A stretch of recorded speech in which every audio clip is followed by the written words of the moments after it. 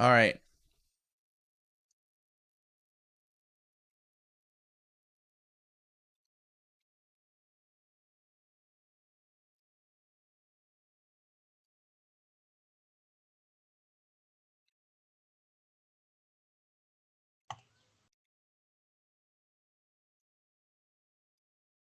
All right, we are live. Take it away, Mike.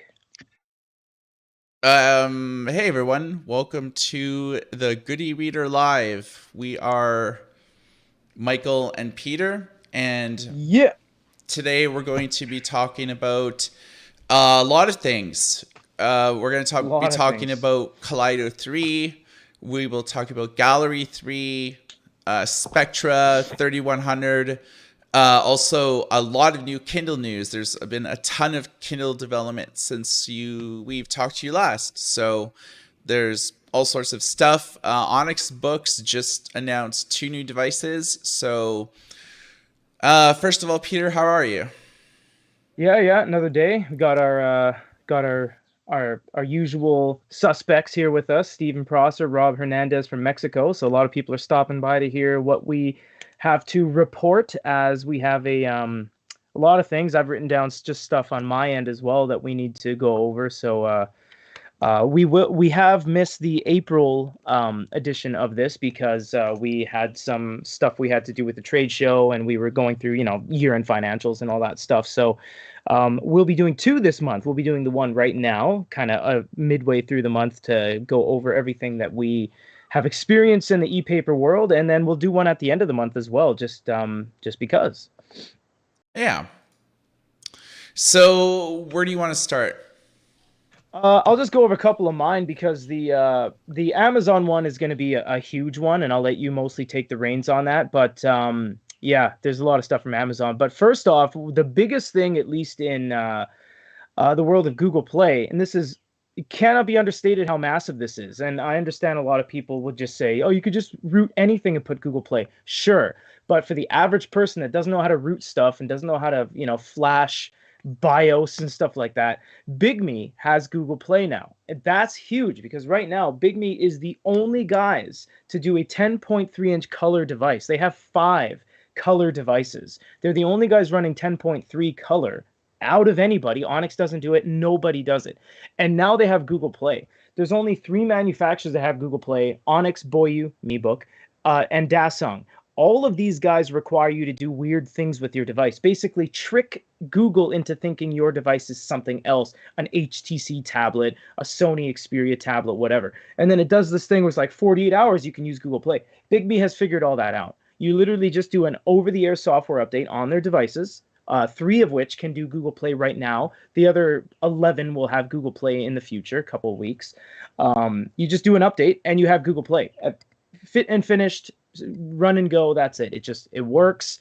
It has Google Play, and that's massive because that means you now have 10.3-inch color Wacom note-taking Google Play with no restrictions.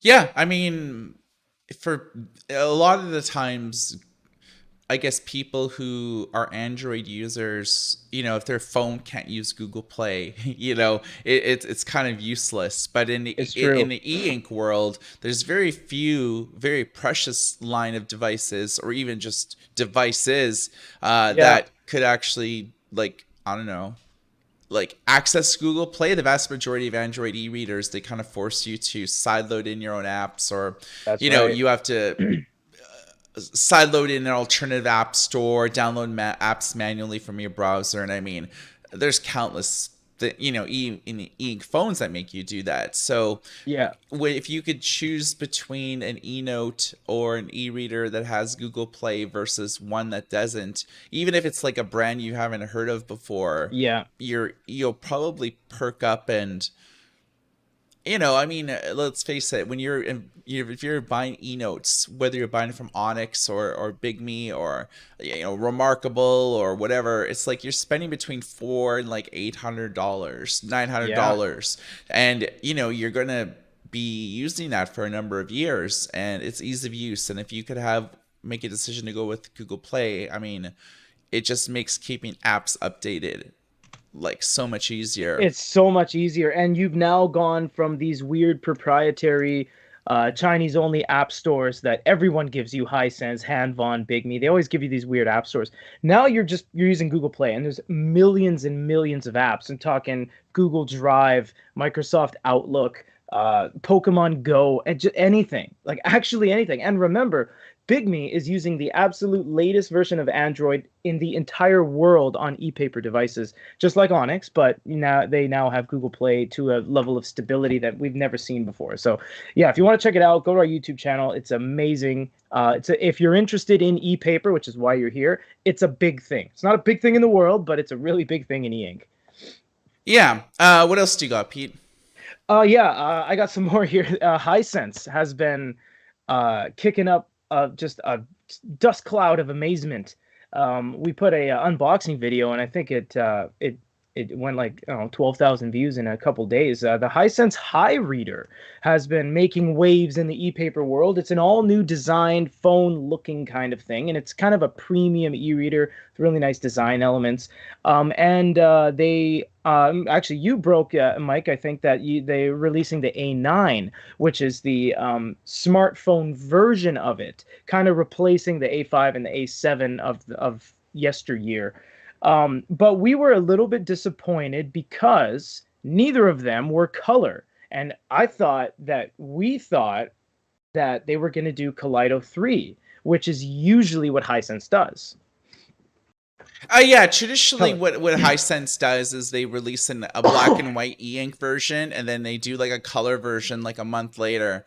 So the High Reader is like a premium device. It's like $4.99, so it's like it's hella expensive, but it looks really good. You've done some videos on it, right?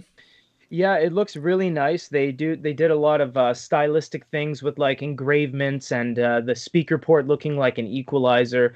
It is a little bit expensive. Actually, I don't think it's that expensive. I think it's $3.99, which still is. People are saying, why isn't it $45 like a Kindle? And it's like, well, e-readers aren't just e-reader doesn't mean cheap. That's never how it's been. I mean, e-readers can range from $40, $19 if you find an eBay Texture Beagle, all the way up to 1,000, depending on what you're buying, what kind of features you want. It is a very premium device, and yeah, like Mike said, what Hisense usually does is they do like the A5, and then they cannibalize it and do the A5C, and that's a color. And then they did the A5 Pro, and then the A5 Pro CC, and then the A7 and the A7 CC. So basically what they do is, they release a black and white, then they're like, okay, people like it, and here's the color version to just blow that all away. And we suspect probably not on the High Reader, but probably on the A9, they're going to do a color. And it would only make sense to do Kaleido 3. Kaleido Plus is probably not going to be employed in anything being released from now on. Yeah, I mean, it's hard to say like if everyone will just automatically go with Kaleido 3. I mean, there's been no devices yet this year that have employed True. it. There could be some devices in the pipeline that already have said, we're going to use Kaleido 2, and they're just waiting for like mass production to like ramp up or something like that. But I have a feeling that if Hisense does do like Kaleido 3 versions of the High Reader or the A9 smartphone, I don't know. I wouldn't be surprised if they did that. Yeah, it is very evident. I mean, they've done it 3 times already. Every single time they've done it. So, we have some coverage on that on our YouTube channel. I'll just do one more thing before we get into the Amazon stuff while everyone's kind of here grouped together, because it's some big news. TCL, we received our sample of the TCL finally, and to our disappointment, the TCL NXTPAPER was not the NXTPAPER, it's the NXTPAPER, but it's not. So basically, this game-changing e-paper alternative technology that we thought we would get just ended up being a regular tablet with a huge battery. So we have some coverage on our channel. We did a live showcase. A lot of you guys have been asking about it. No, it's not the TCL with the reflective e-paper like a Kyobo Mirasol. It's just a tablet. So if you want to check it out, it is on YouTube. It's sitting there. We'll get to a review video when the dust settles around all this new stuff. Yeah, I mean, yesterday, Onyx Books just announced the Poke 4 and Poke Yeah. 4S. It was at an event Yeah. in China, and so we had, like, as you know, we talk a lot about Pocketbook, like, on, we do a lot of videos, we do a lot of like reviews and stuff, but they never really gave us the heads up that this was coming, and they usually do. So it's just kind of weird that they never really told us about it. So these could be just Chinese exclusives, but I have a feeling that at least one of them will be available globally. So Right. um Onyx just to give you guys a little bit of idea why Mike's saying that. Onyx basically has two companies. There's Onyx, which just exists in China. They have things like the Note X, the Kontiki, and all these other things.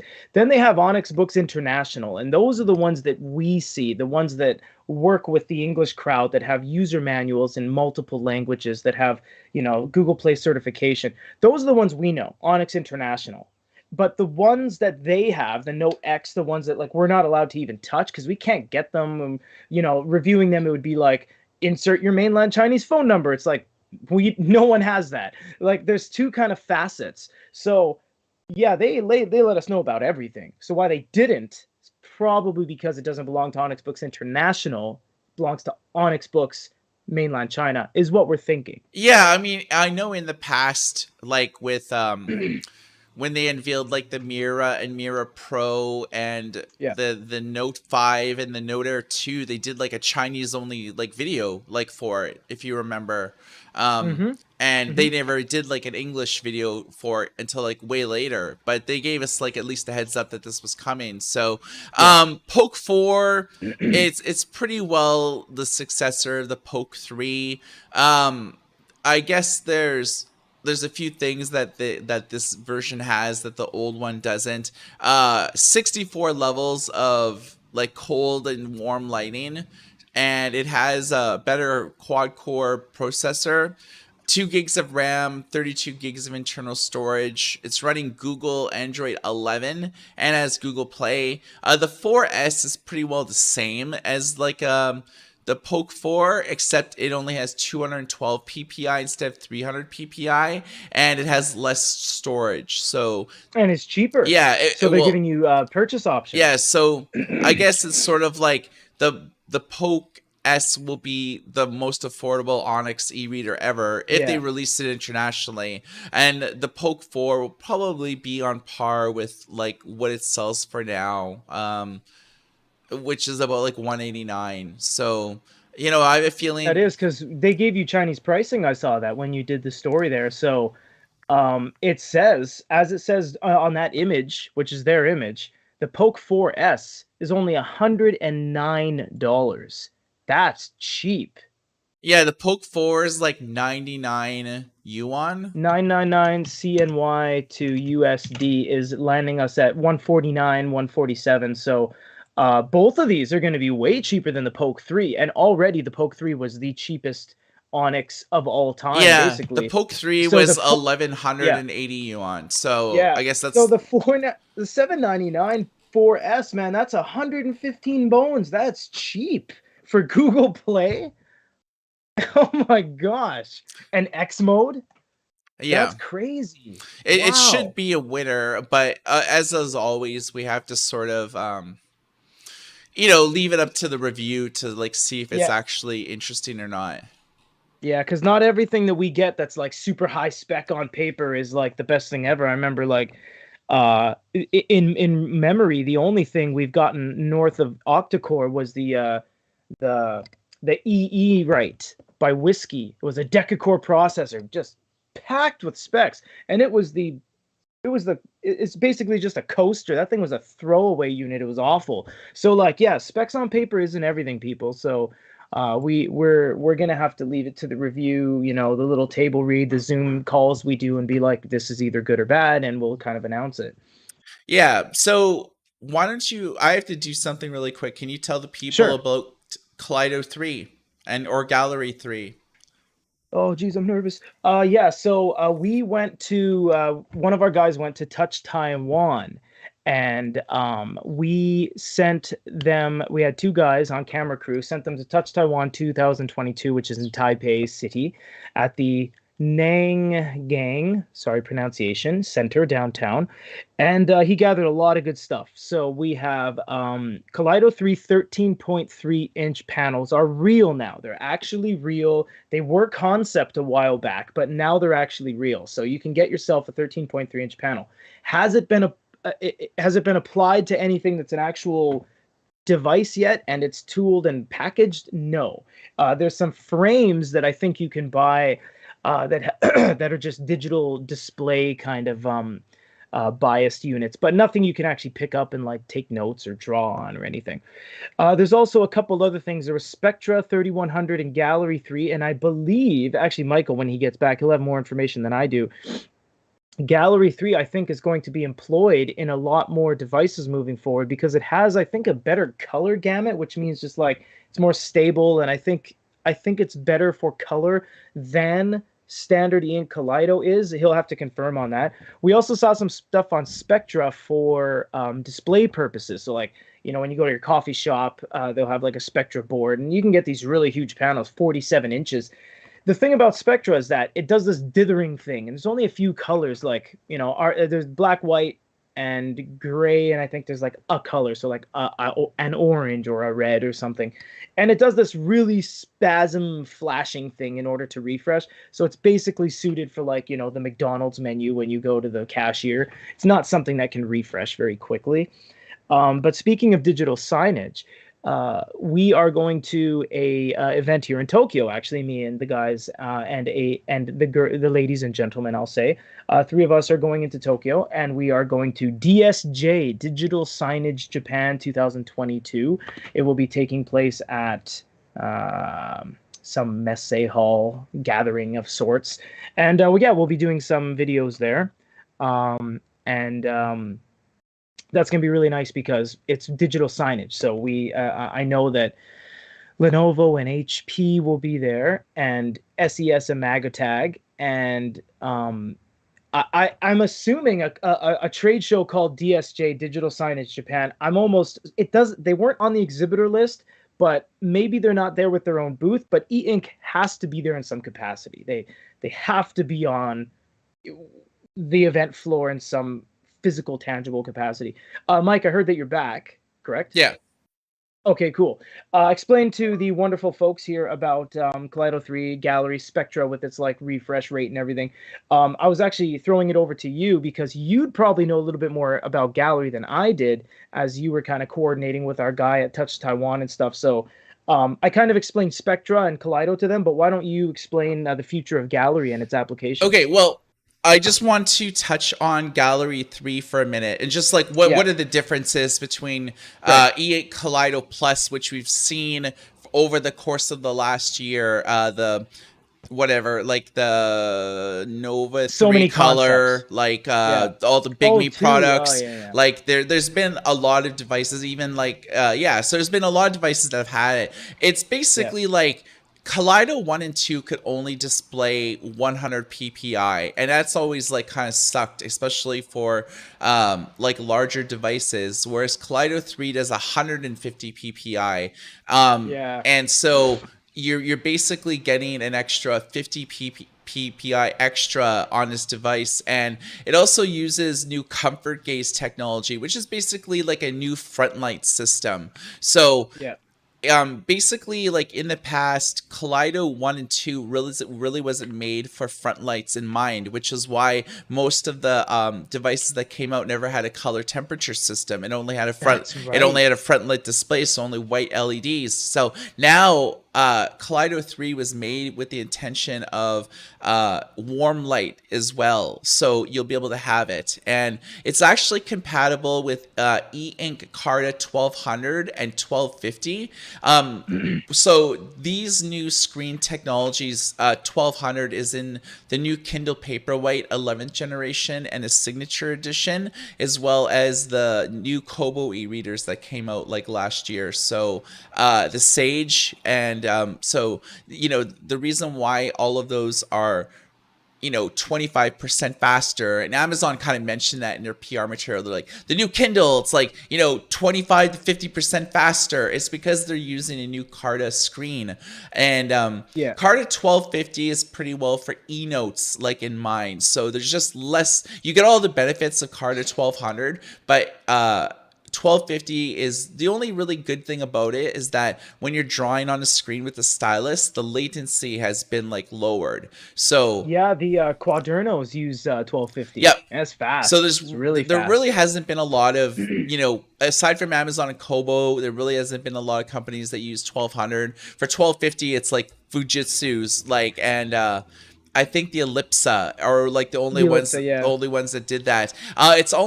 It's also compatible with on-cell touch, which is the only company that like did this like on a product is the Onyx Poke Nova 3 color. So they're the Yeah. only company that use on-cell Oh, touch. yeah. So what No, Nova Air C. yeah. Yeah.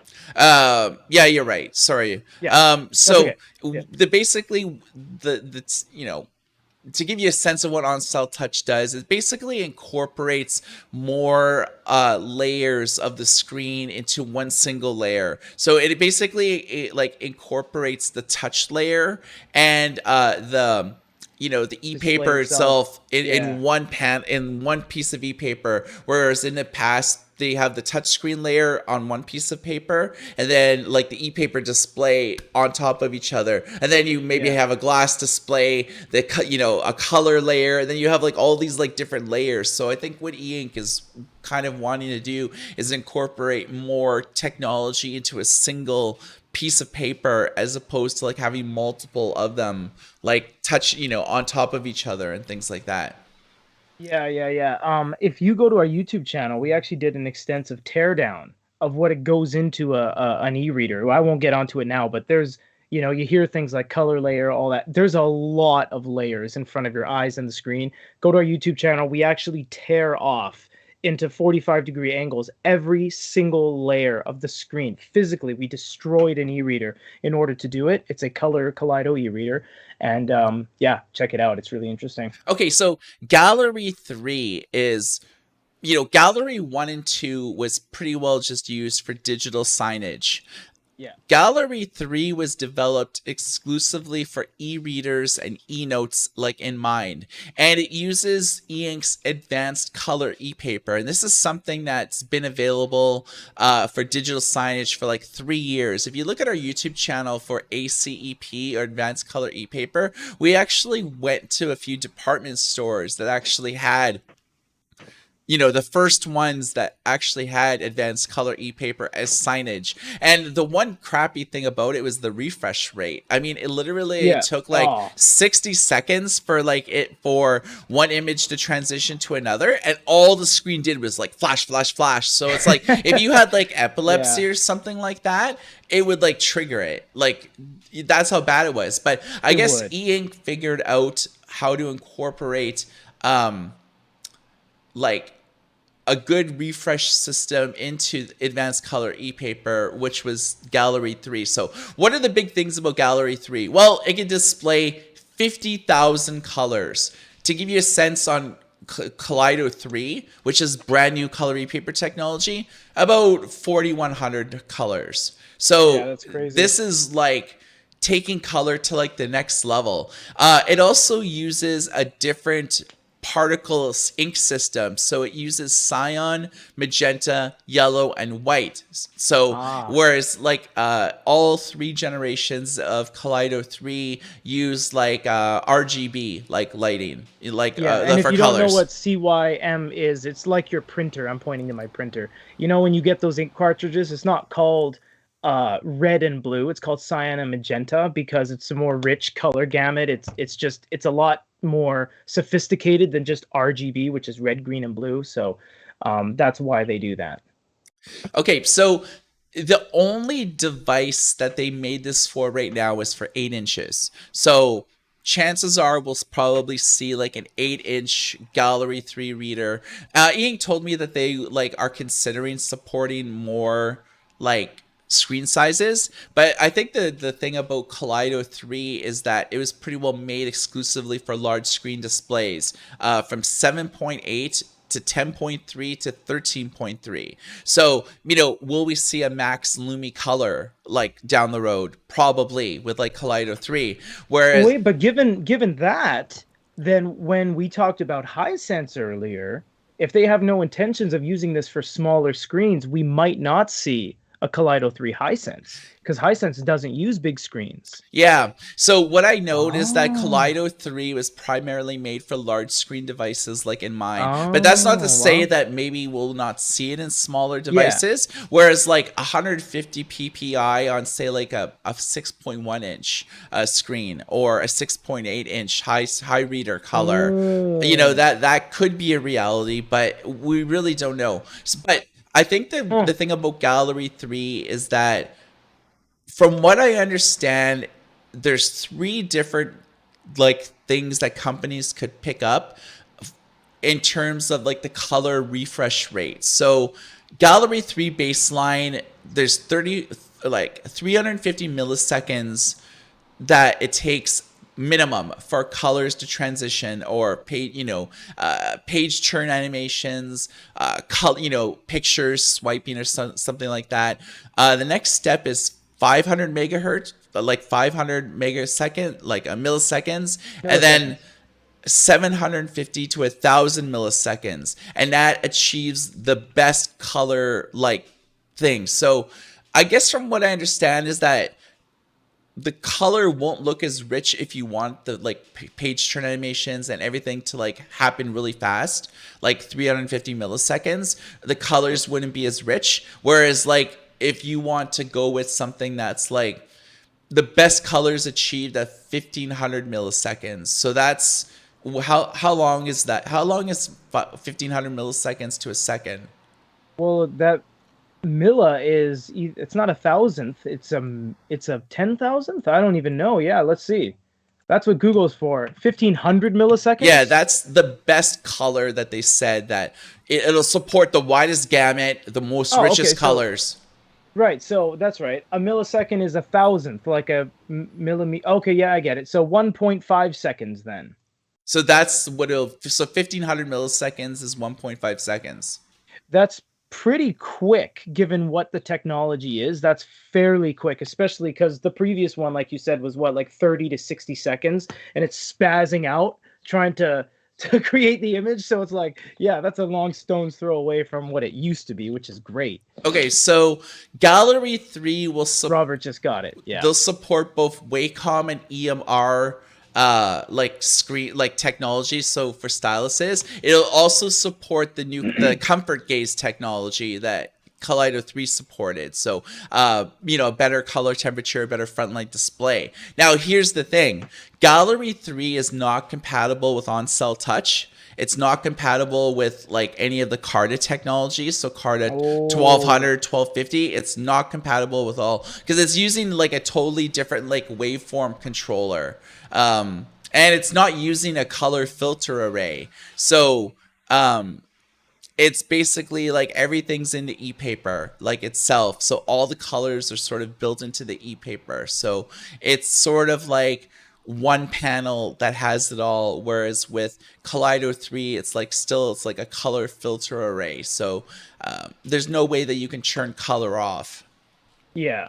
Yeah, that's so far, if you guys are unsure, there's basically no way to color e-paper, e-ink, I should say. Currently has no viable product that you can actually turn the color off. The Poke 2 color had a little bit of a software glitch where you could reduce 95% of the color. No e-paper, no e-ink, sorry, can turn color off. Some e-paper technology like Weifeng's DES slurry can turn color off, but currently it's not being applied to anything. So right now, yeah, you just, if something's color, you're really going to get that kind of grayish background. It's just comes with the territory currently. All right, so suffice to say, Peter, that the vast majority of e-readers and e-notes are running Android, right? Pretty much. Yep. And only a few of them have Google Play. Boyu, or the company formerly known as Boyu. I like Prince, Yeah. the man formerly known as Prince, where he's like the symbol. Onyx Spokes Yeah. and Bigme. There's Yeah. Dasung has it as well, but Yeah. those are the outliers. And so we've had news that Google has mandated that everybody use their new billing system Oh, by yeah. This is Amazon news, people, by the way. and but this is also other news as well. So It is, yeah. um Google, basically for about the last 10 years, Google has had their own billing system, but it basically left it up to developers whether they want to use it or whether they want to use their own billing system in their own apps, which is basically what everybody did. And then because of the epic lawsuit against Apple, and then Google was a part of that too. Google kind of made a decision to, like, listen, we've had a laissez-faire policy for like too long. I think it's time that we start implementing our own billing system. So they're kind of forcing everybody now to use their own billing system. And if you aren't using their new billing system, they're going to delist your app by June. So if you have like an app with like 100 million downloads or 50 million downloads and everybody uses your app, and they don't like switch to Google Play's new billing system, they're going to be delisted from Google. So that sucks. So basically, this has had a reverberating effect on e-reading apps.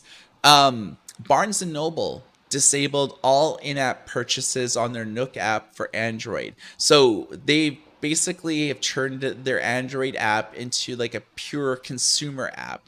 In order to buy books and or audiobooks from Barnes and Noble, you got to go to their website in your internet browser on your mobile phone or tablet, or on your computer, and then buy purchases, and then everything will sync to like your app. Amazon owned Audible also disabled in-app purchases. You can't buy audiobooks within the Android app anymore. And most recently, Amazon disabled all in-app like transactions. So you can't buy ebooks within the Amazon app for Google Play. Now, those are three of the largest companies involved in audiobooks, ebooks, and other forms of like digital content. Now, I reached out to Kobo to see if they'll follow suit, and they said no. They said we're willing to take a loss.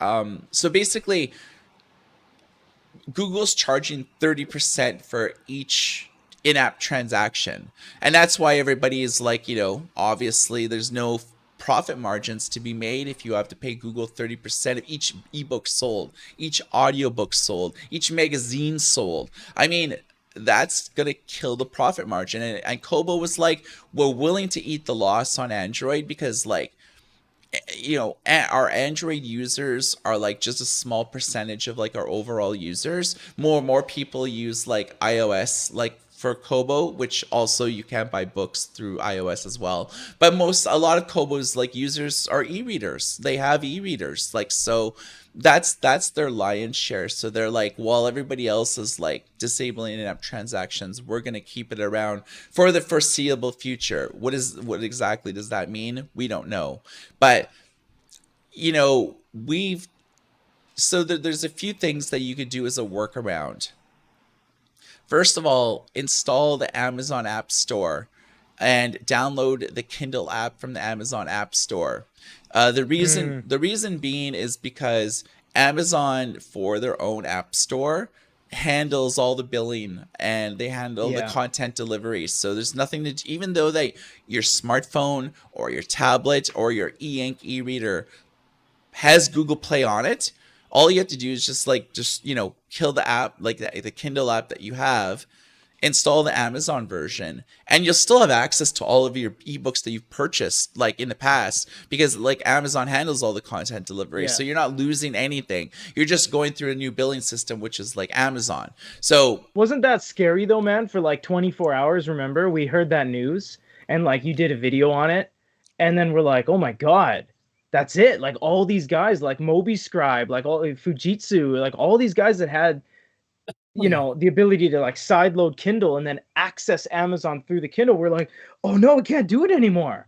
everyone across the globe with like Android e-readers can't download Kindle. But then like we soon found the workaround that if you get the Amazon app and then get Kindle and then get Audible, it's like, oh, phew, now we can get back to normal. That was kind of crazy though. Yeah, so That's there's funny. that workaround for Android like enabled products. Also, you can get a Kindle e-reader. I mean, as your next That's what e-reader. everyone said. Because Yeah, it's like, everyone said just get Kindle. everyone, Amazon handles everything. It's like, even like Nook, you could still get a Nook e-reader and like buy everything through the Nook e-reader. I mean, Yeah. that's the big advantage with like handheld e-readers now, as opposed to like having a smartphone and reading the Kindle app on your smartphone, which isn't going to be a reality anymore. I would say the people who are in this chat and watching this show or listening Yeah. to this show on Apple Podcasts, Google Podcasts, etc., where this will eventually go.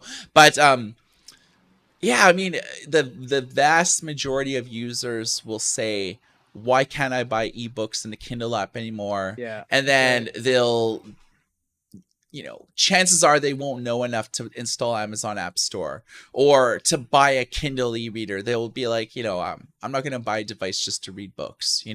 I'll just like, read everything in my web browser instead now, or something like that, So Yeah, you will get a lot of abandonment over that because there was like images where it said on the app, it says, why can't I read this book, or why can't I use this, or absorb this content?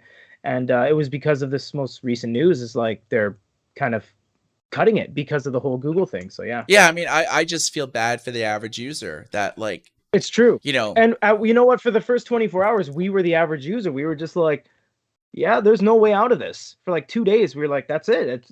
What can we do? Oh no, let me download. Like, no, it is what it is. And then we found that workaround, which isn't even for sure going to be around forever. That could change as well. That works now. As of the date of that tech upload that our staff found, like that works now, but it might not be a permanent fix. You know what I mean? We don't know. I mean, I can't even install the Amazon App Store in Canada. Oh yeah, no, that's right. It's country specific too.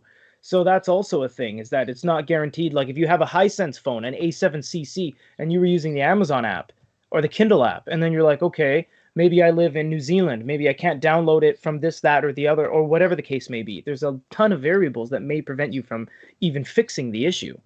Yeah, so I mean, specific countries like it sucks because you can't even download the Amazon App Store. So it's like, what's everyone in Canada going to do? I mean, we have like 56 million people that live in Canada. I mean, it's no 40. Yeah, I mean, it's no small population of like users to be cut off. So what's everyone going to do? Like switch the Kobo, Or is Kobo going to get all of Amazon's users for Android that want to buy new books? I mean, it could happen. I mean, just luckily Kobo's not really doing they're not doing a PR campaign about it.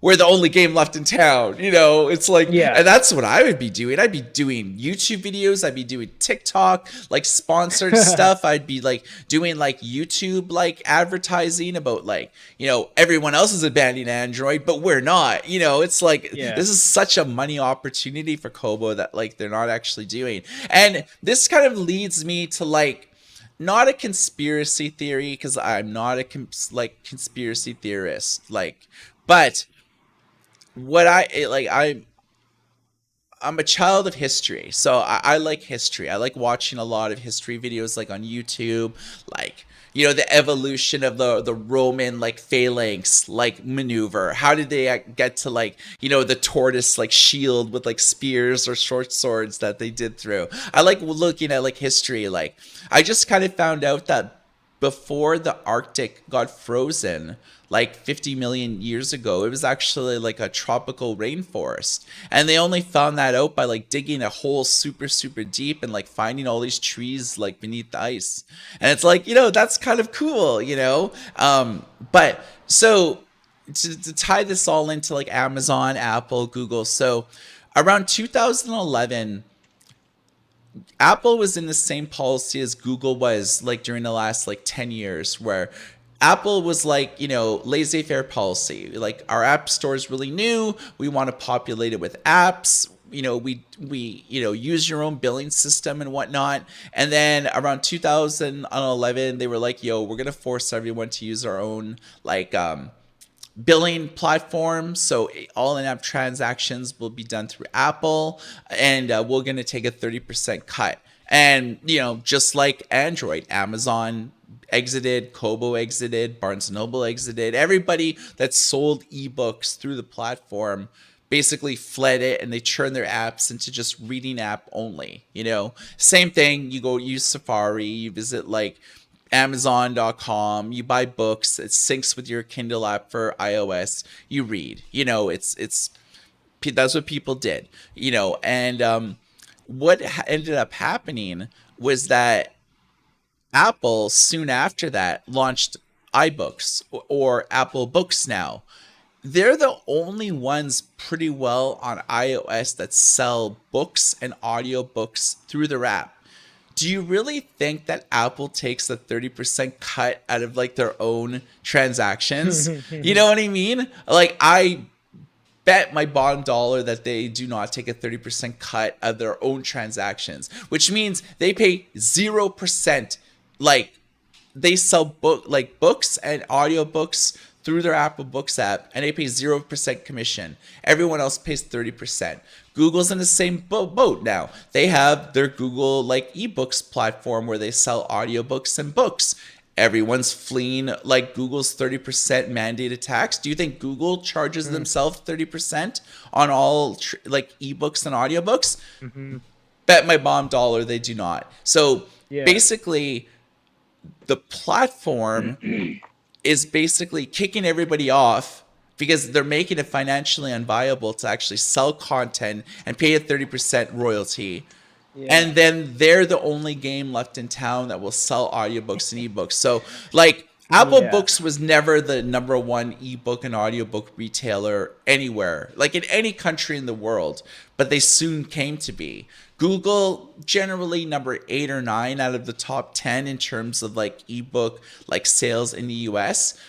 And now after this, I bet they're going to be like top 3 because they make it too easy to buy and read directly within the app. Just like iBooks being able to buy and read like content directly through the app. So that's sort of my rant, but I there's a method to like, implementing 30%. You kick off all your competitors and then you dominate the platform. Monetarily, it does make sense. That's what it really does. If I was, I mean, and that's not like a wild conspiracy theorist, like, there's people on the moon that throw the stars out into the galaxy that we look at. And like, no, this is a valid thought. The Earth is flat. Yeah. All of human history is gone because of a bunch of people on TikTok in the past, 16 months. Yeah, no, for sure. It is possible. Yeah. And it is causing a little bit of a stir for the people that have like Android devices that want to consume Kindle, that have like all their stuff tied up in Kindle, that, it's becoming harder and harder to deal, and like there's fewer players, and it's tough. It's unfortunate what's been going on. Yeah. And I mean, but we're trying our best to find little, workarounds for you guys, solutions, alternatives, things like that. I mean, that's our industry. I mean, right? What other operating systems are there? The mobile operating systems, you have iOS and Android for the most part. Yeah, and then you have other things that are just based on those. You're like, oh, my Supernote is Chauvet. It's like, that's Android. My Huawei is Harmony. It's just Android. Yeah, it's just there's only 2. Yeah. And anything else you say, like, oh, I use a Linux 3.1 5T H class, and it's like, dude, you don't count. Yeah, exactly. Linux users don't count. Technically, it's more stable and more function. Like, no, you quiet. There's Apple and there's Android. Those are the only ones. Okay, I'm sorry. Oh, we're gonna get, it's true. We're gonna make from all the we're making a lot of thumbs down from like the Linux crowd on this video, but luckily you can't see the number of downvotes anymore. So downvote to like your heart's content. No one's gonna see them. Oh, so you might as well give all the dislikes. You might as well give us an upvote instead. Give us an upvote.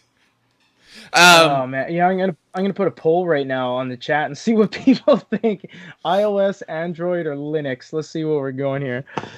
Uh, well, I mean, to be fair, the Kindle and Kobo e-readers use Linux. But yeah, but I know, people I know. aren't running like Linux on their phones or tablets is like really what we're getting at. Right. You know, there's only a few phones that I've ever seen like ever reviewed that actually have like Linux installed on them. And Yeah. no one's like reading ebooks like on them. You know, they're just like whatever. In any case, Amazon will support EPUB in by 2022, but they actually support EPUB now, but there's like a lot of problems with it. So, basically send a Kindle is like a popular way that people send books, documents, PDF files to your Kindle. It's like there's programs for like Mac and for Android. There's like Chrome extensions. There's like software that you could install that basically will allow you to log into your like Amazon account and then send stuff like to your Kindle. You know, so say you download a bunch of like books from Project Gutenberg in EPUB, or you download some pirate books. I mean, like people do that. And you know, you could only get it in EPUB, and so you in the past you've had to like open up Calibre or learn how to use Calibre, which is like an ebook conversion tool. It's pretty well like the best one out there.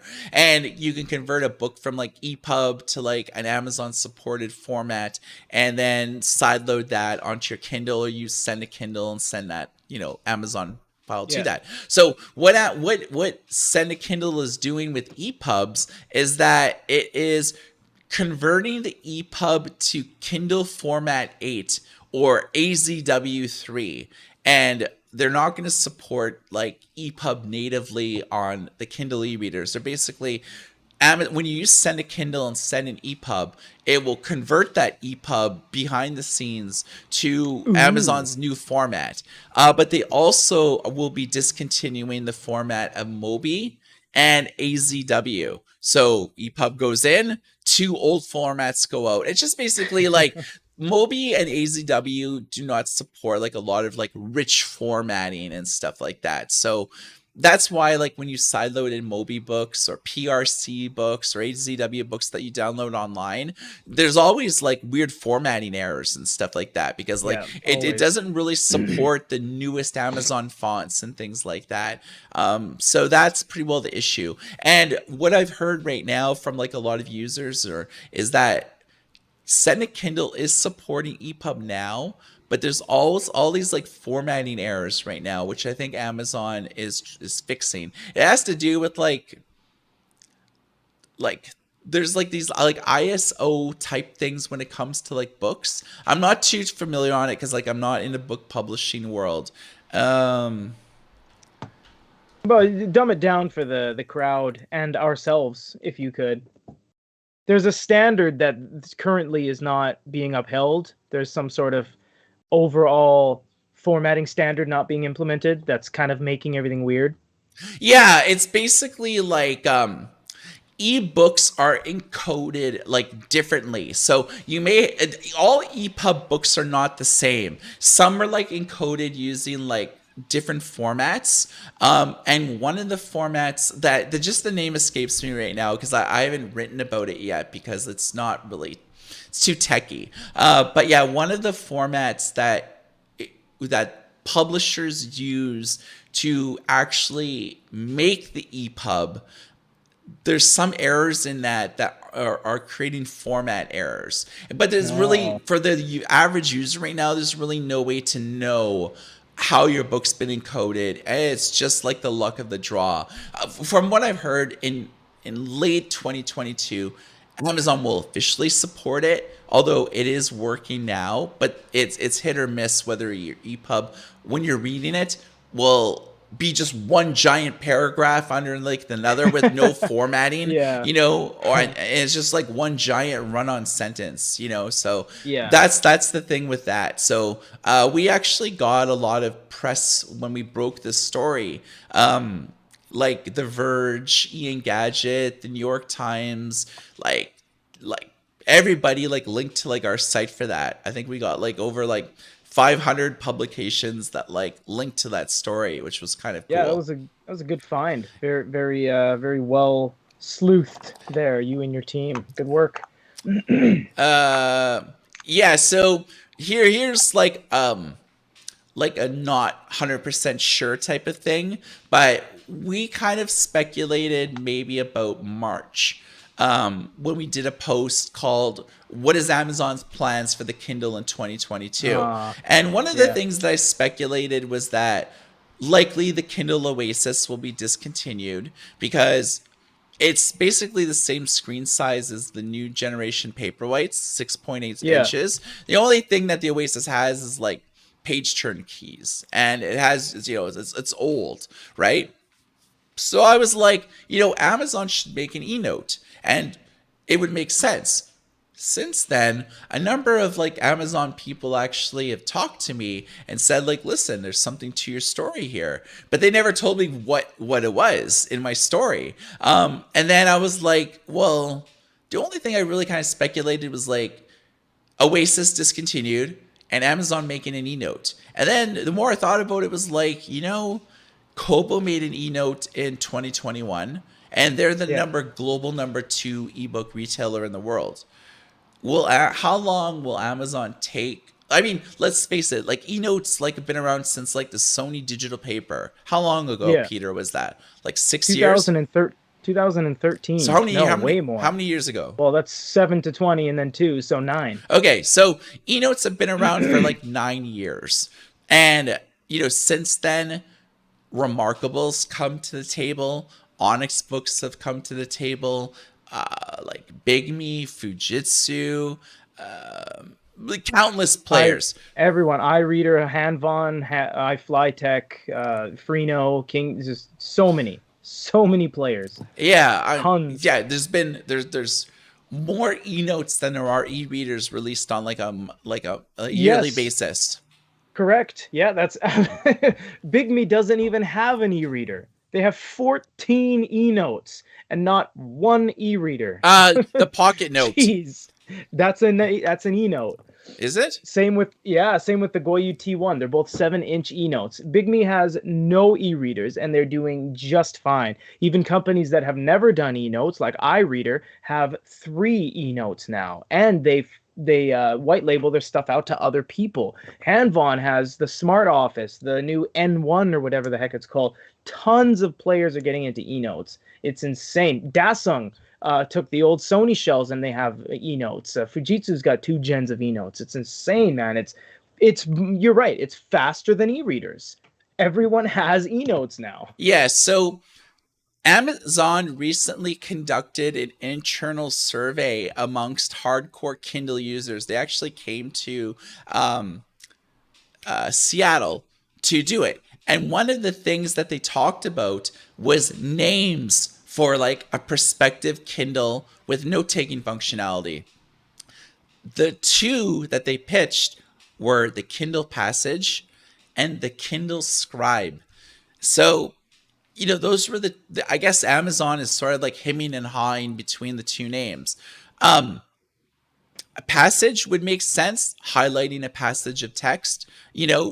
Kindle Scribe, I think, more sums up on like what it's done. Like a scribe, everybody knows that like a scribe like is someone that like takes notes, who puts like a raven feather to like a piece of like old like parchment. You know what I mean? There's modern day scribes, like people that are like typing on a typewriter and doing like court cases and stuff like that. So I have a feeling that to release a compelling product, it probably will be around 10.3 inches, because everybody else in like the industry does 10.3 inches. Fujitsu Quadrano A5, 10.3. Sony digital paper like A5. Remarkable 2, Supernote A5X, Kobo Ellipsa, Onyx Poke Note Air 2, Note 5, Carve Color, Bigme B1 Max Plus Color, Bokeh Notia. They're all 10.3 inches. There's other devices that are smaller than that. But if you intend on taking advantage of Amazon's own ecosystem, which sell digital textbooks, they probably will not look good on a 7.8 or a 6-inch note taker. It will look damn good on a 10.3 though, and Amazon will probably sell more textbooks because students will buy this. People who are business professionals will be like, yo, I want something with good templates. Amazon can provide that. I mean, Yeah. So Amazon will probably make money in two ways: by consumers wanting a larger screen device, to fit more text on the screen. Undoubtedly, you'll support the Kindle Bookstore, Kindle Unlimited, Audible audiobooks, Amazon Kids Plus, and don't forget, Amazon recently incorporated all of Comixology's comics into their own Kindle bookstore, and Comixology comics will look good on a 10.3-inch screen. So there's all this digital content that is almost tailored to large screen displays, and Yeah, I'm not true. even counting magazines, newspapers, Yeah. It's true. Countless. everything, even just ebooks will look good and fit more text. So it's for me, I'm getting older, I need to wear glasses, and on a large screen 10.3-inch e-reader, just turn the fonts up a little bit more and I could just read it just fine. Boom. So Yep. And a lot of the people that already have Amazon, they have all their stuff in Amazon, they have all their content. They're just going to be able to just transition over, buy new hardware, spend more money, and get all their stuff synced to it. All these new bells and whistles and subscription services and other ways for them to make money. It's going to be a great move. And as we've seen literally with every single thing Amazon has ever done in terms of e-readers, they've never paved the way. They weren't even the first to make an e-reader. They weren't the first with audio. They weren't the first with glow light. They kind of sit back and they're like, oh yeah, that's working. A generation later, they're like, let's do it. And they do it better. They're like, oh wow, Barnes & Noble's doing glow lighting. Okay, it works. Okay, let's do it. So they're kind of just, they don't pave the way, Amazon. They do stuff and they do stuff well, but based off of what they kind of visualize and scout out in the industry, and they pick and choose what kind of things they should do. But man, people have been harking over a large screen Kindle since the DX was released, discontinued, released, discontinued, and finally released again for the final time. There's such a dedicated following to the DX. People are buying replacement batteries and circuit boards on eBay just to keep their DX alive because it's the largest Kindle you could possibly buy ever. So a large screen e-paper, not Fire Tablet Kindle, would be amazing. yeah, I mean, Amazon does have some infrastructure in place to take advantage of a stylus interacting with stuff as opposed to your finger. Highlights. Long pressing on a word and looking it up in Wikipedia or the dictionary. Sharing a passage via social media. Looking at public highlights. What are other people highlighting in the book that I'm reading? X-ray, clicking on a person's name and then seeing how many times they're referenced in the book.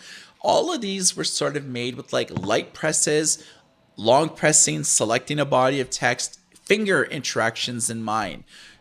A stylus is a great replacement for finger interactions. Yeah. And so with Amazon's existing infrastructure for the Kindle, they could really just change. They could still have finger interactions, but they could also have stylus interactions as well to make all the to make taking notes on a specific body of text. Because right now, in order to take a note, you have to highlight something. A keyboard pops up. If you have an older Kindle, the refresh rate isn't great. Sometimes you click A and you hold down A and it's why isn't A showing up? And then 5 A's show at once, So I mean, there's things that the Kindle could do that having a stylus would be a no-brainer. So They have to do Wacom. That's just something they're going to have to do because one of the biggest downfalls with the new line of the Kobos with the Ellipsa and the Sage was that you needed this dedicated pen with a quadruple A battery and dedicated tips, and it just made the whole thing just a little bit of a pain to use. And you know, we overanalyze things here because we kind of have to nitpick at things, and that's some of the big drawbacks of things like the TCL with the terrible pen and the Huawei with that just pen that needs to charge and connect and Bluetooth, and you know, the Goyu, which is great, but it needs that battery powered pen. Like all these things, it really gets held back, and it's a group consensus that Wacom should be the way to go. It's cheaper, it's better, it's higher quality, it's easier to replace. There might be some things in the back end that require more licensing by these companies to do, but Wacom enabled pens or the standard EMR is way better than active capacitive in every conceivable metric. It is better. Longevity, ease of use, cost of operation, it's just better. So I think if Amazon had deep pockets and they're doing their thing, which is evident of them just sitting back and watching, they should take note of what, haha, pun intended, of what Kobo did and move on to something a little bit more, you know, customizable and cross-compatible with Mitsubishi pens and Lamy pens and Stadler pens and Pilot pens. Just open up their world. Having dedicated capacitive with a battery in the back that you got to go to London Drugs, you're like, they don't have any quadruple A's, they have triple A's, it won't fit. Like, that's just not a good way to inspire confidence in your products by having this like proprietary stuff. okay, I hear you, Yeah, but knowing Amazon, they're not gonna do a license with Wacom. I They're know, gonna do they're gonna Amazon you pens, know damn it. they might do like, and I think this is what I wish Kobo did, is have like their stock pen that they give away with the Lipsa and the case and stuff, Yeah, and offer more premium digital stationery. And I think like yeah, Amazon probably right. won't do premium digital stationery. Other than an optional case, they're not going to do what Remarkable did and like offer like 5 cases, or do what Remarkable did and like, here's 2 different styluses that you can choose, a premium one that supports tilt control or like a basic one, you know. Yeah. I think Amazon will probably not pay a Wacom license because they're cheap as hell. They'll probably just like do their own proprietary pen, so you have to buy a Kindle pen or a It's gonna Scribe. be the Kindle pencil. It's gonna be $120. Yeah, Watch. you know, chances are they'll have their own proprietary pen, and They will. they'll probably make a few different cases for it. But the thing with cases is that everyone will come out of the woodwork and have, you know, non-official cases. I mean, like, you just like go on Amazon and look for paperweight, you know, Your like, computer will crash yeah, if you type in paperweight Kindle 11 case on generation Amazon. case. It's like most of them aren't made by Amazon. They're just like made by like Whatever. Like what? hundreds Yeah. of companies. It's so many third parties make cases for Kindles. It's insanity how Yeah. many how many choices there are. And I mean, if Amazon were to support Wacom, how many people are going to be like, I'm trying to get a Stadler pen and it's not working on my Kindle? It's like, Right? the Kindle Yeah. agents won't be trained on that. They'll be trained with like the official Kindle pen, you know? And That's so, true. You know, yeah, that's a different way of looking at it for sure. Yeah, it yeah, is. it's easier. Huh. Like, you know, I mean, Amazon's retail footprint is rather small right now. So, you know, they do sell like Kindles and stuff at Whole Foods, but you know, they're not gonna like market a digital note-taking device at Whole Foods. You know what I mean? And That'd be pretty funny. yeah, exactly. It's like people, I don't know. I just have a more of a feeling that like Amazon will do an Apple. It's like control end to end, like, this is the stylus that we made, this is the case that we made, nothing else will work. You know, it's like, Yeah, you know, it's if you true. want an It's true. iPad and to draw, you're gonna have to get the Apple Pencil 2 or Apple Pencil 1 if you have an older device. It's, I know. you could use, I mean, look how long it took them to even do EPUB. Forever. They were finally like, ah, dang it, fine, we'll do it. After like decades, it's like, okay, So yeah, there's no way they're gonna make Wacom. They're gonna start with their own Amazon Scribble or whatever they'll call it. And it'll be like a separate purchasable good, and it's gonna be $120, and the tips are gonna be those weird conical, gigantic plastic things you take off, and they'll be $49 for replacements. Uh, Yeah, yeah, that does sound like more in line with what they're gonna do. all right. I think we've been doing this for a while now. Yeah. Oh, by the way, I've been doing polls. I've been monitoring chat, and yeah, 57% of people said they think Amazon making an e-note is a good idea, and 5% of people said they hate it. So looks like a win. Yeah, I mean, don't forget, it's like some people buy e-notes and never use the note-taking thing. They just like It's true. use They a want the large screen. they want the large screen, you know. For me, I'm not a huge note taker. The only time I really use an e-note is to like literally like sign paperwork. Like paperwork like But for isn't that handy? You yeah. access your So email, to pull sign this, boom, send exactly. back. You don't have to print it. Yeah. Yeah, because it's like traditionally if I have to sign multiple things in a PDF document, you have to sign your initials here, here, here, here, do a signature. I like drawing a signature with a stylus rather than like Adobe Acrobat and like spelling out my name and they just like generate Yeah. like your That's signature. not even legally your signature, because I know you, and your signature looks nothing like your name. Doesn't even have your name in it. Yeah. You're just like da-da-da-da-da. So yeah, It looks like a I love doctor's signature, you know? That's right. Yeah. It's like you could get the M and like the trailing I and everything the else rest doesn't matter. Yeah, the rest Yeah, doesn't exactly. matter. You just need the first letter and the last letter. Before we wrap things up, tell the people your thoughts on the Huawei MatePad. It's a really nice. The reader itself has to be separated from the pen, because the pen's a whole nother can of worms. I've talked about it a lot, but I'll do it again. Summarized.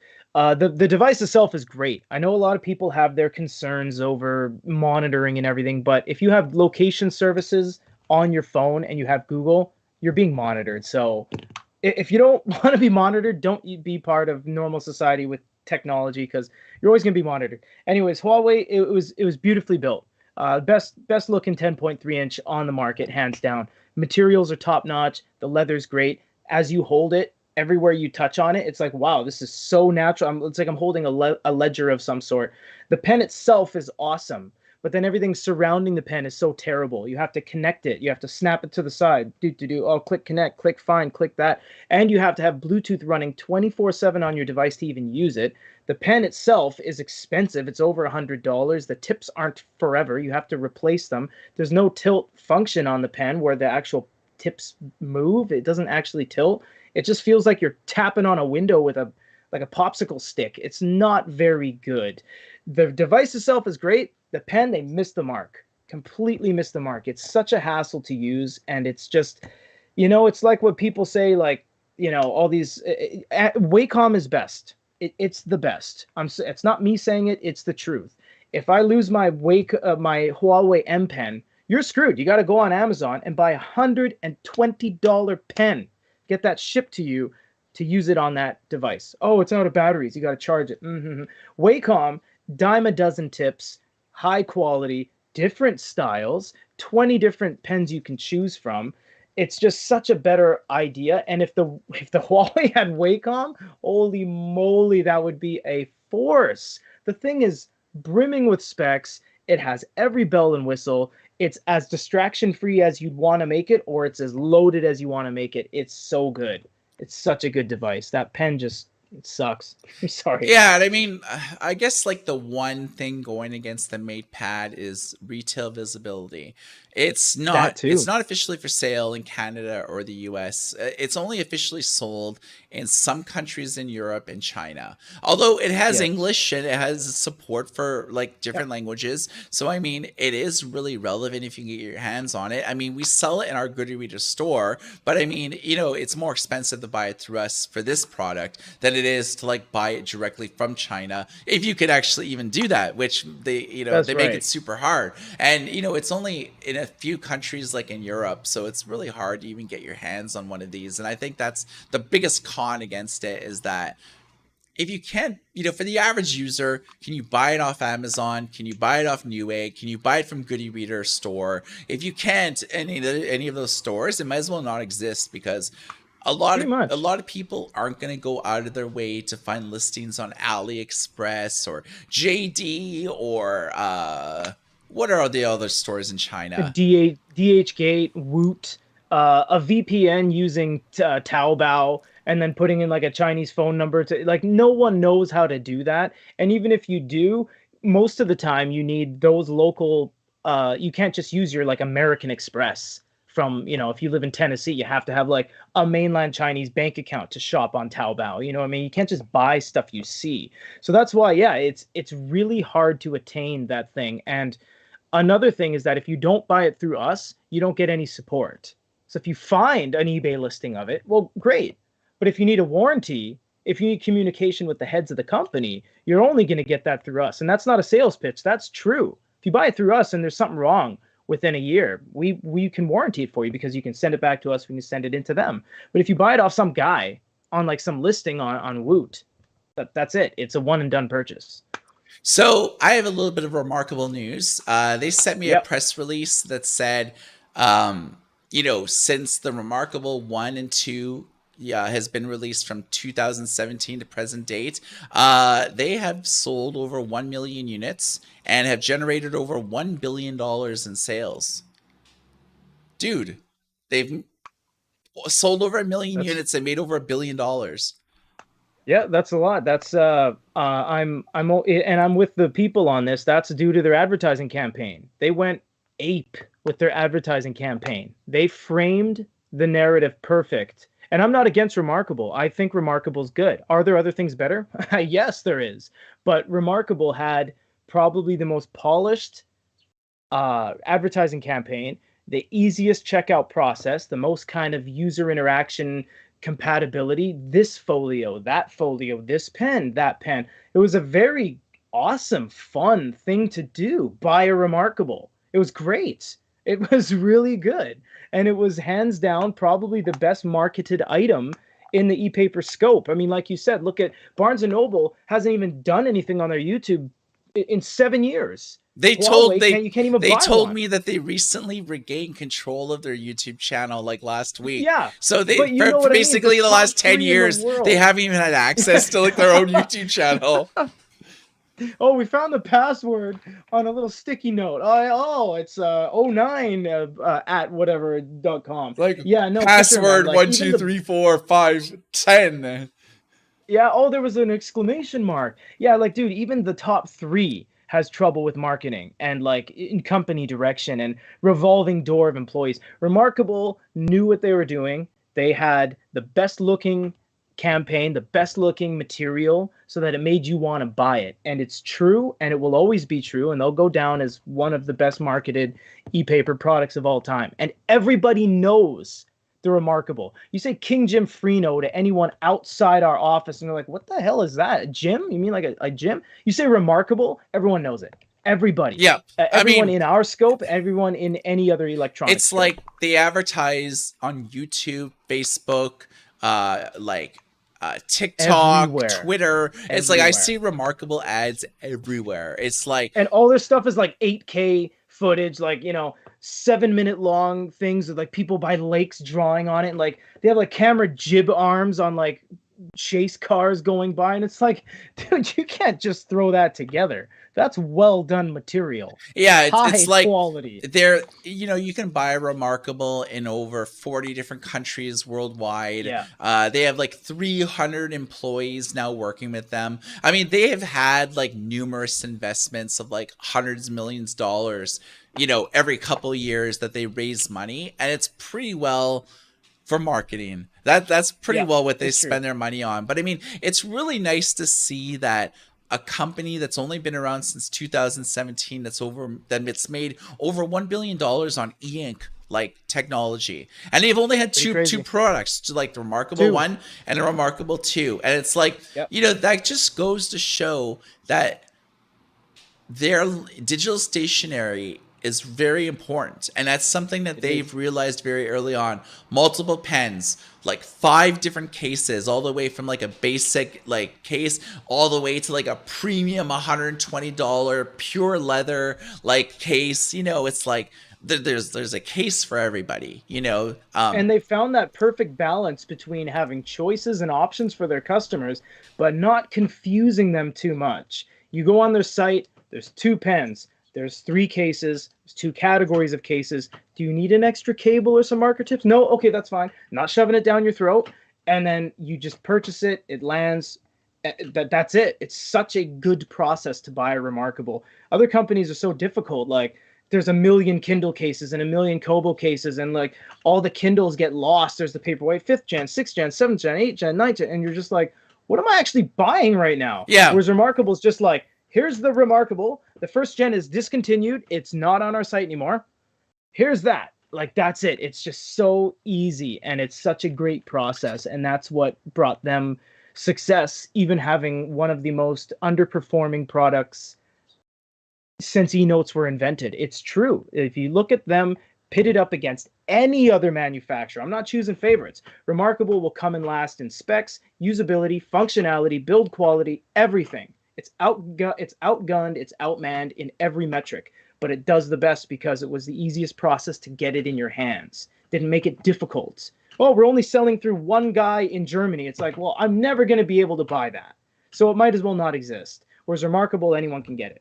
And that's what helps. Yeah, and I mean, there are better products, but they're harder to get. Like the That's Fujitsu right. Quaderno, so good, but it's only available in Japan. The only way that you really can get it is through Good e-reader. And I mean, That's even it. even us, One guy in the even us, world. we don't make $1 billion in sales. You know what I mean? We do Yeah. well, but it's like we're not making $1 billion like in sales. Not, and Remarkable basically, it's available in more markets than almost any other e-note that's currently available. You know what I mean? It's like Yeah. the Fujitsu, better than Remarkable, only available in Japan. They don't, they distribute through us, but I mean, it's not like it's everywhere. It isn't everywhere. It isn't anywhere. Super note, better drawing experience, better like advanced features, but they only officially sell it in Japan and China. So it's Yep. like, it's Remarkable is almost like the de facto device just because it's the Mm. easiest to buy and it's available in the most countries for an e-note. Other than if you want to buy a Kobo Ellipsa, that's available in most markets. But I mean, even Kobo doesn't really hardcore advertise like the Ellipsa the way that Remarkable advertises the Remarkable. So, Right. yeah, I mean, I don't mind the Remarkable. I think that it does it's a well-rounded device. The only thing that it could use is a bookstore because it does have a book reader, but it forces users to sideload in their own books. And Yeah. they always said that they are exploring the idea of like a bookstore or their own bookstore like on there, so you could like at least download books for free or something like that. Right. That's the only thing I think that's really missing for it to be like an And from all-in-one design. a hardware perspective, I mean, we can say specs in this all day long. No, you don't really need speakers. You don't need an SD card, but you need a front light. You need a glow light. That's not an opinion. That's a prescription. Every device in ePaper needs a front light. You can't exist anymore without a front light. That's why 90+% of every manufacturer, every device on the market has a front light in some capacity because that's a make or break. We're in the news world, we're in the customer service world, and we're in the community world with all of our shows and our videos and everything. Front light is probably the most sought after feature when it comes to make or breaking people's decision. It's true. And if you can't use a device where you're always hunting for light and it's at night, you're like, oh geez, I got to point my phone at it. That's not good. But a simple boop boop, oh, it has a light, done. It's so should be on the Remarkable, but isn't. I'm surprised they did as good as they did without one. Seriously, weird, really weird. So the last thing I wanted to talk about before we Yeah. wrap the show up is mainly just like a discussion topic between you and me, chat, and whoever else like wants to chime in. Do you use a screen protector on your e-reader or e-note?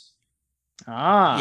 Some companies have a screen protector installed during like the factory process. Like Onyx Poke's done that with a few products, but for the most part, screen protectors have always been sort of like an optional accessory. I mean, say Pocketbook, for example, they don't even sell screen protectors for any of like their products.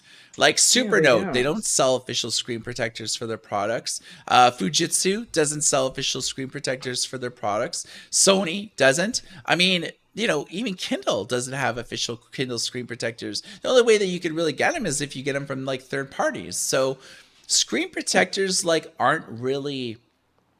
like aren't really made by the manufacturer. They're often optional accessories, but the reason why I ask is twofold. Do people think that screen protectors like protect and help the screen, or are they thinking about like more matte screen protectors that are better on e-readers that have a glass display? Because a matte screen protector helps diffuse light, whereas like a glass screen, just like you say you have your iPhone outdoors, or like a lot of times, like lately, even my Fitbit, I'm looking at my Fitbit outdoors and I can't even read what's on the screen because like there's light Yeah, reflecting off of it. Whereas if I had a yeah. matte screen protector, it helps diffuse like the light. I'd be able to see what's on the screen, but they don't make small matte screen protectors for the Apple Watch that I have here or my Huh. Fitbit watch. So Yeah. like I know a lot of people who are like, yo, I need a matte screen protector for like my, a device that I'm always using outdoors. Because, like, let's face it, sunken screen and bezel designs aren't really being made anymore. It's all Yeah, glass that's based true. displays. So are people using screen protectors on glass based displays? Or are they using matte screen protectors on glass based like displays? Or do people even care about screen protectors?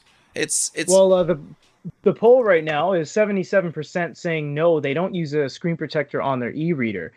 And if you look at our teardown video, I go back to that because it's invaluable information. It's really useful, seriously. Um, every layer almost has its own little baked on from factory thing you can't slash shouldn't remove. So even if you have a sunken screen and bezel, that's not the e-paper panel. There's no way. The e-paper panel itself is on the very bottom with a gel layer stacked on top of it. Then there's another layer for the glow light. Then there's another layer for protection. And even if it's a sunken screen and bezel, you're not touching the screen ever. So screen protectors, I think, Mike, it would be what you said. It would be more in tune with people wanting a glare-free experience rather than protecting the screen. Because unless you're grabbing a pen and stabbing the screen on a plastic-based screen, making little dents, you're not going to make dents in glass. And I think it's more to get away from the glossiness, I would say. Yeah, because like on my phone, I have a reflective screen protector, a glass one, and man, I can't see this outside. But the Hisense that has a factory matte screen protector, you can see everywhere. So, yeah, I would say it's more in line with like, screen style rather than a protection kind of thing. yeah, I mean, it's just like I probably am in a discussion of, or like the thought of matte screen protectors being superior to like non like to just a regular screen protector, but at the same time it's like you look at so many devices that have like so many weird screen sizes, like It's true. 5.8, 5.4, 6 inch, 6 6.7. 6.7, 6.8, 7 inches, 7 point like 8, like 8 inches, 8.9. Like it's Yeah. just like there's so many different screen sizes by so many different manufacturers that are making e-ink devices, and it almost makes that like buying a matte screen protector, it's just impossible because like vendors don't make them like for their own Yeah. products, because it's like Right. Kobo sells like what, like 6 or 7 devices. They don't sell screen protectors for any of them. Amazon Yeah. doesn't sell screen protectors, matte or otherwise. So it's like, you have to find a third party that makes a matte screen protector for your specific model, and like, do you trust them? And Kevin was even saying, like, I don't get what he says. I don't get why some Chinese companies produce gloss screen protectors for Kindles and Kobos. It's so true. You can go on like eBay. It's like pack of three for 197, and they're just like glossy thing. Like you're taking a step back, putting a gloss screen protector on an e-reader. There's no point in doing that. Yeah, Just leave it the way it is. Most people right now, it's at almost 70% saying they don't use screen protectors. So for the most part, yeah, people don't. It's more of just a extra sales channel for most companies, you know. but they're not even taking advantage of it. Is Their my own, no, you're right. Their own, the first party companies themselves don't take advantage of it, and they don't upsell you on a screen protector. You have to get them from third parties. Yeah. Yeah. So, for me personally, I don't use screen protectors on anything. Like, I don't even use cases on anything. Oh wow. Yeah, it's like my iPhone. It's like I don't have a case for it. Um, I don't use a case for like any of my e-readers or e-notes. I don't use like a case for anything. I Yeah. just, and that's a total new discussion. It's like, do you use cases on e-readers? I think that's like a good article because like much like screen protectors, a lot of companies will make cases for like their first party cases. Like Amazon Right. makes cases. Even Kobo's made like like not even just like a sleep cover case, but a power case for like the The Sage, power which is like case. the first time we've ever seen a case with a battery in it as an Yep. optional accessory. Yep. So everybody makes cases for their own products. Nobody makes screen protectors. So it's just interesting to see because like I personally don't use cases, but do some people do? I think Yeah. that would make a good article and maybe a good discussion for the Goody Reader live on the end of the month. We can kind of talk about that, do some polls, see what the We community can. thinks, and yeah, we can do that. So is there anything else you wanted to talk about before we wrap things up? No, we're good. We have a new series on YouTube. It's unboxing e-paper, where we take these weird kind of devices that we have laying around and we showcase them in a one and done video, and then we give it away at the end. So the first episode is up on YouTube right now, giving away a weird flight tracker e-paper antenna thing that we received. It's a good way to kind of just give back, speed up the contest procedure, and give the little lesser known things like thermometers and things like that away. We're gonna have more contests coming up. We haven't decided what we're gonna give away next. Maybe a Tolino or something like that. And yeah, lots of coverage gonna come up from. We have smartwatches. We have the TCL tablet. We have potential Onyx stuff coming out. The Hisense High Reader review is gonna come out. A lot of stuff. A lot of stuff on the docket right now. Are we getting the new Hisense smartphone? That doesn't come out till June 6th. It's Okay. not even a release yet. Hisense replied to us and said, "Yeah, we'll send you a sample, but we need, we need the time to creep more towards when it actually gets released. So June 6th is its official release, so we might have it a little bit before then. Do a video, get everything ready, and then yeah, we'll have some more Hisense stuff. So there's like iReader stuff that you're going to be doing too, isn't it? Oh, geez, two high readers are going to be sent over for review as well. Yeah, the Ocean 3 and the whatever, the Smart Reader 4 or something like that. So yeah, a lot of stuff. The Bigme Pocket Note we still need to do. There's a lot of stuff going on. Yeah, so it's more so than ever. So nothing's slowing down. We're backlogged, in fact. We have the Gligo watch, was a really cool watch that we have kicking around. A lot of stuff we need to do. So yeah, stay tuned to YouTube, youtube.com/goodyreader. Just cracked 117,000 subs, so that's very, very much appreciative of all you guys that support our channel and everything. And yeah, we're killing it, and we'll continue to keep snapping necks and cashing checks. Okay, so just to give you guys a sense on where you can catch us, so we do have our youtube.com/goodyreader where you'll find comprehensive unboxings, e-reader reviews, comparison videos. Peter does his own weekly show where he takes a deeper hour-long look at a specific device where you can get a sense on A to B and Z and everything in between.